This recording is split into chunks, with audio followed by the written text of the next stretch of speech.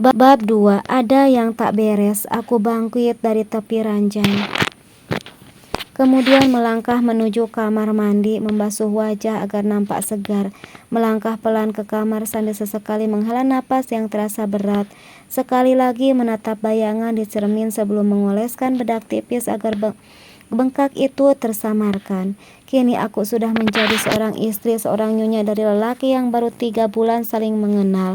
Mampukah diri ini menjalani mahligai rumah tangga yang baru dibangun ini? Beberapa kilasan hadir diingatan tentang hal-hal yang kulakukan sebelum menikah. Sekarang kami tak berhak atas dirimu, nak. Tapi kami akan selalu ada saat kamu butuh. Ingat, selalu ada dan itu pasti. Pesan Bapak saat melepas kepergianku. Ayo sarapan dulu, aku sudah beli nasi padang, ucap Erwin membuyarkan lamunanku. Lelaki itu sudah berdiri di ambang pintu sambil menenteng tas kresek berwarna putih. Untuk sesaat aku tertegun melihatnya. Benarkah yang kulihat ini? Kukira tadi dia akan marah dan tak akan kembali sebelum malam menjelang. Ayo, ajaknya yang langsung beranjak dari tempatnya berdiri. Aku pun menyusulnya karena perut ini sudah menuntut haknya. Kami sarapan dalam diam, sama-sama menikmati makanan masing-masing. Hati ini masih diliputi rasa tak percaya dengan sikapnya. Udah?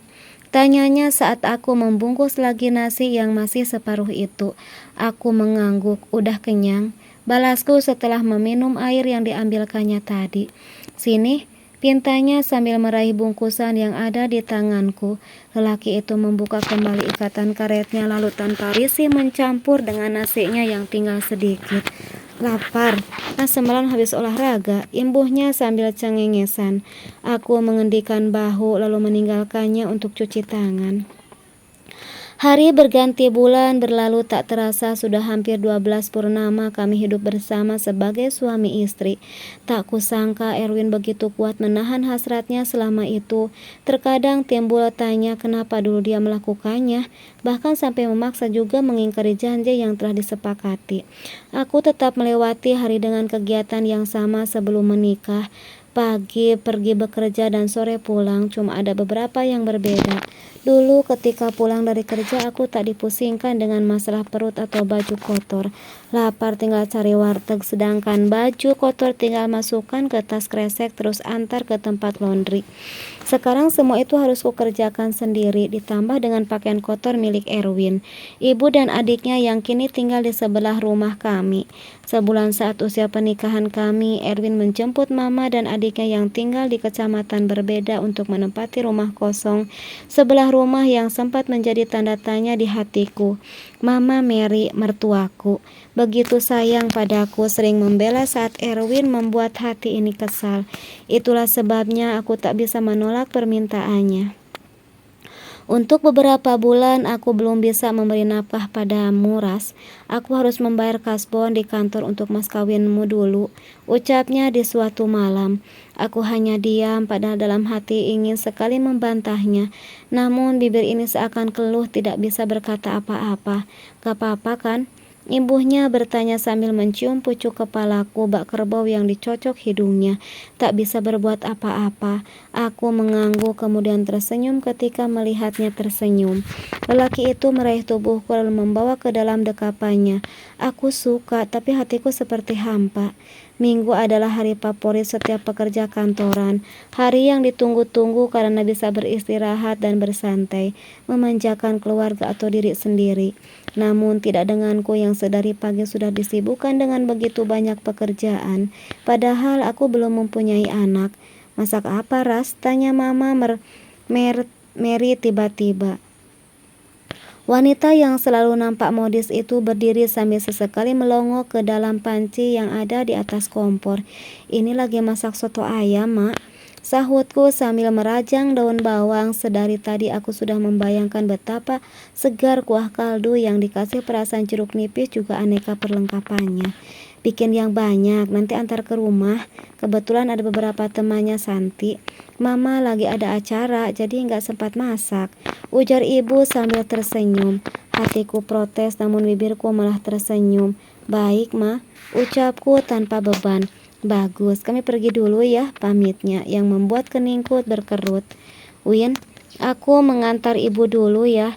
Jangan lupa antar makanan ke rumah ibu. Ada teman Santi di sana. Ucapnya tanpa bisa kujeda. Semua sudah beres dan aku sedang duduk di bangku taman belakang rumah. Selera untuk menyantap kuah soto raib entah kemana. Masakan itu tinggal 1 mangkok. Setelah Santi membuat temannya ke rumah dan memintaku menyajikan makanan, berkali-kali menghela napas untuk membuang rasa kesal yang tak tersalurkan, berkali-kali merutuki diri karena tak bisa melepaskan emosi. Aku mendengkus lalu memandang beberapa tanaman bunga yang tak terawat, kering dan bahkan ada yang hampir mati. Beberapa rumput liar tumbuh di setiap sudut dan di bawah pot-pot besar. Saat seperti itu, aku jadi teringat dengan bapak dan ibu.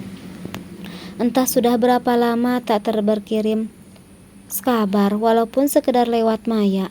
Sedang ngapain di sini? Tanya Erwin yang tiba-tiba sudah duduk di sampingku. Baru datang, dari mana seharian tadi? Tanyaku kesal. Aku kan ngantar mama, Ras. Kamu kenapa sih? Biasanya juga begitu, sahutnya yang juga nampak kesal dengan pertanyaanku. Setiap libur pasti perginya sama mama, gak pernah sekalipun kita pergi bersama. Keluhku. Kamu sendiri kan yang menolak saat ku ajak. Kamu bilang ingin istirahat di rumah saja, bantahnya. Tapi ada apa ini? Erwin, kamu kapakan Laraswati hingga dia nampak kesal seperti ini? Tanya Mama Mary sambil merangkul pundakku. Gak apa-apa mah, biasa kan dia seperti itu. Dah jelas tadi aku ngantar mama, tapi dia gak percaya. Kilahnya membela diri. Bukan begitu mah, sudah Ras, ayo kamu ikut mama, biar Erwin ngantar Santi ke rumah temannya. Ucap wanita itu penuh kelembutan, membuatku seketika merasakan kebahagiaan. Mama Mary membawaku ke dalam lalu memberikan sebuah botol air mineral, hal yang selalu dilakukannya semenjak dia datang ke sini. Minumlah, setelah itu istirahat, kamu nampak kelelahan. Lagi wanita itu berbicara cukup lembut, membuatku menuruti semua perkataannya.